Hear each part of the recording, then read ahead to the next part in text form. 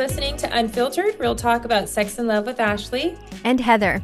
And on today's episode, we're going to hear from betrayed partners that really are struggling with the idea that they don't think they'll ever recover from the effects of betrayal, which can be a really, really difficult place to be. And so I'm really thankful that they chose to reach out and to share their questions with us.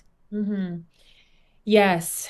Again, we get the emails from women that are just pouring out their heart. And to me, it's so touching that a lot of them will say, I haven't shared this with anybody, or thank you for providing answers. And for even the people that are asking the questions, that they're thankful that some people are brave enough to ask the questions because it's what they needed to hear. And so we just value all the questions that are sent in and just know that your questions often help other people who are listening. So first question is, my husband confessed to porn, chat rooms, and video calls, but I've discovered more he hasn't admitted. I'm now in group and writing a safety action plan, but how do you create one when trust is completely broken? If there are consequences, won't he just hide relapses better? How do I protect myself when honesty feels impossible and I'm afraid to stay or leave? I think this is a really good question. What she is referring to, and so safety action plan is a tool that we introduce in our Betrayal and Beyond group. So this woman is likely in one of our Betrayal and Beyond groups, and at that point, what she's referring to is a staggered disclosure, and those are the most damaging. You can have a forced disclosure, like maybe you physically catch your husband in the affair, or cops come knocking at your door and something like lands on you.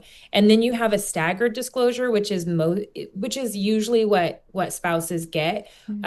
Maybe they're found out, which is more common, or maybe they come to you and confess, but just a little bit is coming out, just enough to say, yeah, I'm struggling with porn, but they're leaving out other details or kind of testing the waters, or they feel like they don't really need to know the depth of everything. They just need to know I'm struggling. It's not a big deal.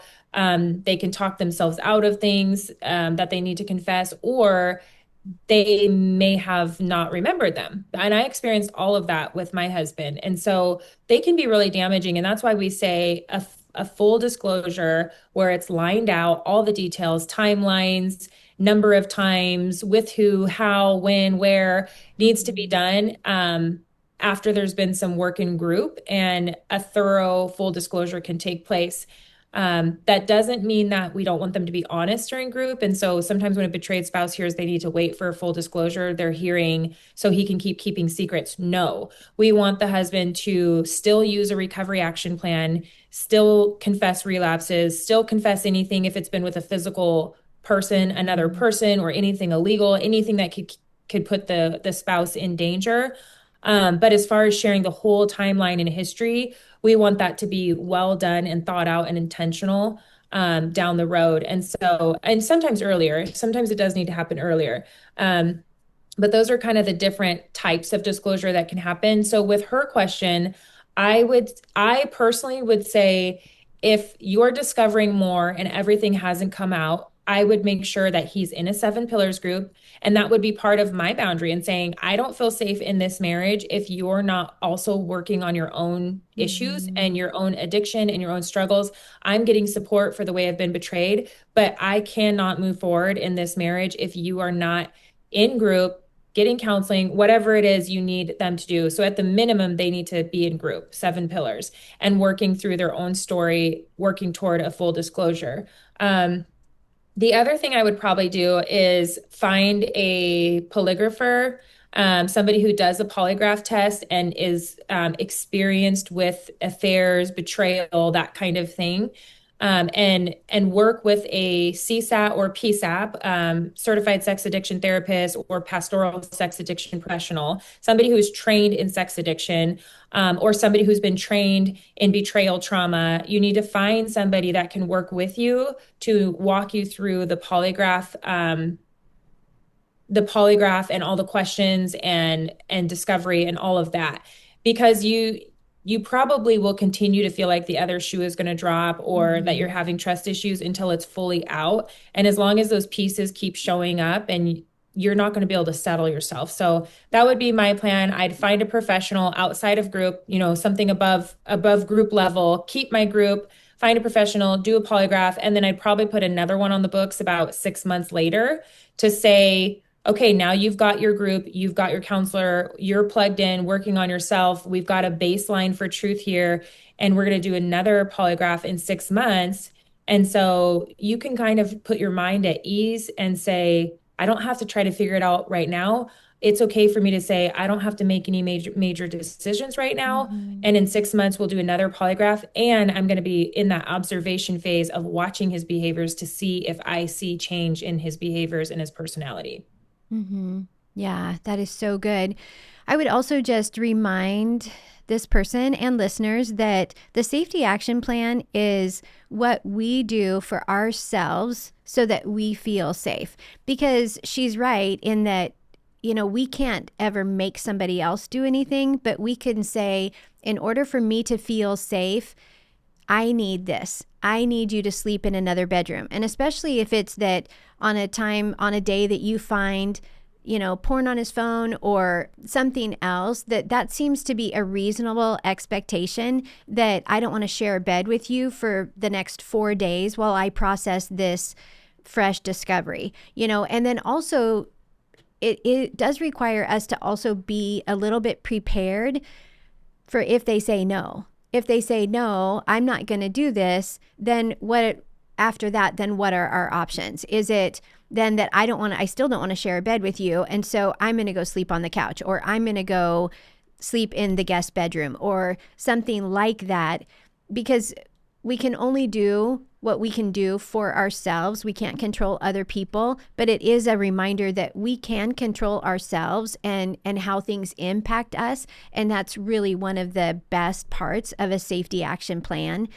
And then the other thing that she said about, when trust is broken, I think that this is one of the best things that comes from being in a group with other betrayed partners who know exactly how you feel, is that becomes kind of our training ground for rebuilding trust. That even if we don't have trust with our spouse right now, that we can begin to trust the other women in our group, that we can trust that they love us, and that they want us to feel safe, and that they want us to find healing. And that really is a great opportunity for us to rebuild or to relearn what trust should look like. So then when we go back to our spouse and say, these are the things that I need to feel safe in this relationship, and even the language that we learned, that these are the things that I would love to see from you so that I can begin rebuilding trust with you. Those kind of things come from being in group. Mm-hmm. Yes. And amen to all of that. So it's a really good question. And honestly, it's one of those hard questions that we get at conferences of, Mm-hmm. we really do not have control over anyone else. And as hard as that is, it's the reality that somebody else has the power to turn our life upside down. And the only Right. thing we can do is decide what we're going to do with that and what we need for ourselves to move forward. So we Mm-hmm. hope and pray that the other person in the marriage decides to do a 180 and invest in the marriage the way that they should be, but it's not always promised. And that's the sad part. So, yeah, good question. The next question is, since D-Day last August, I've learned my husband was unfaithful throughout our 25 plus year relationship. Porn, affairs, sexting, even acting out on vacations and anniversaries. Though we're in recovery groups, I feel like my entire life has been a lie. Every memory feels shattered. We haven't told our friends and family. I feel trapped and alone.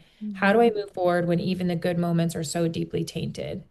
This would be so devastating for her to even say on vacations and Yeah. anniversaries.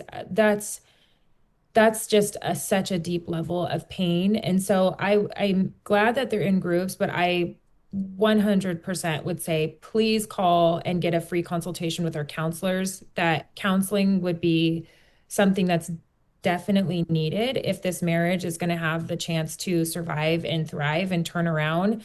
Um, and for me, I think I would be thinking, is this marriage salvageable, and is there hope for joy in a future moving forward? I almost would want to just say, from this moment on, with the way that my spouse is acting and engaging in recovery, do I want to have a future going forward? And just realize that there is grief and loss and pain Mm-hmm. with what has already happened up to this point. I'm not even sure how much time at this point should be spent trying to make that seem pretty or see the silver lining in that. I would just focus right now on the now and working through the pain of what's happened and are there steps forward. And so just kind of one phase at a time would be my suggestion because this is a lot to carry and a lot Mm-hmm. to unpack. So focus on the now and here and just focus on can can you take the next step in this, or is it going to be something where you need help and guidance to get some space and separation? And that will be up to the individual. And that's why I say a counselor needs to walk Mm-hmm. with her through that. Mm-hmm. Yeah. I find it interesting that she says, I mean, they're both in group and yet we haven't told our friends and family. There's something about that that I'm wondering if she would feel at least some relief or some healing if they were able to tell their friends and family, because outside of her group, then she might not have anybody else where she can be real. And so then it says she feels trapped and alone. And even the part where she says that, um, that her entire life has been a lie, she still is having to live that lie if their Yeah. friends and family don't know. And so I would just encourage her to think through that, what that would look like, and possibly what kind of healing would come from that, from their friends and family knowing. And again, maybe working with a counselor on that to just kind of get through all the weeds on that one. But to me, it's a little bit telling that no wonder she feels trapped and alone if their friends and family don't even know, and that she's continuing to have to live this lie and continuing to have to like cover up for her husband's behaviors all this time. It just seems like all of those things could be continuing to contribute to her trauma, to her betrayal trauma. That's such a good point, Heather. So yeah, we hear, we learn about betrayed spouses feeling like they're the secret keeper, that they're carrying Mm-hmm. the shame of their husband's betrayal or their wife's betrayal. So really, really good advice. Yeah. Okay. Our last question says 2 years into our healing journey, I still struggle to feel safe with the man who betrayed me. Sex feels like sleeping with the enemy, and early on, he got support while I was left traumatized and alone. Disclosure came months after discovery, deepening the pain. I'm starting Betrayal and Beyond soon. How do I begin to feel secure and whole again? So I'm so thankful that she is starting Betrayal and Beyond soon, because I think that that is going to help her to feel secure and whole again. And I would always lean toward, if sex feels like sleeping with the enemy, that you take sex off the table. That Yes. that shouldn't be something. It shouldn't be an obligation for a betrayed partner who doesn't feel safe in their environment, who doesn't feel safe with her spouse, and again, probably is re traumatizing to her. So it's very, very common for there to be a 90-day abstinence period when people are new into their recovery journey. And again, it's reasonable for her. And especially if it allows her to like step back from that, from having to have sex with her spouse, and be able to focus on herself and on her safety and what she needs to feel stable, then I would, that would be on the top of my list that I would recommend. Yeah. I'm so glad you touched on the part of like take sex off the table. I wish I would have done that earlier because I know we've had several episodes where we kind of go into that of women saying they feel traumatized, and I would suggest maybe she go listen to that episode we did. I forget which one it was called. Do you remember? We can Where put it in the show notes. Okay, yeah. It was an episode where there was lots of questions from women about the flashes, the flashbacks they get during sex, it feeling triggering. And so I would listen to that Yeah. um, because everything we do, we want it to help us move forward. We don't want it to create more problems. And so anything you can do to help lessen more trauma, adding trauma, layering trauma, triggers, is going to be advised. And I just suggest the same thing Heather says. Betrayal and Beyond is going to do wonders for you. And if Yeah. you get through that book or halfway through that book and have more questions, then just go ahead and email us again. But that hands down is a great step for you. Yeah. All right. Well, thank you for joining us today. If you can think about it, we should be talking about it. We value your questions and we want to hear from you. So email us at unfiltered@puredesire.org. And if you found this episode helpful, please subscribe and share it with a friend.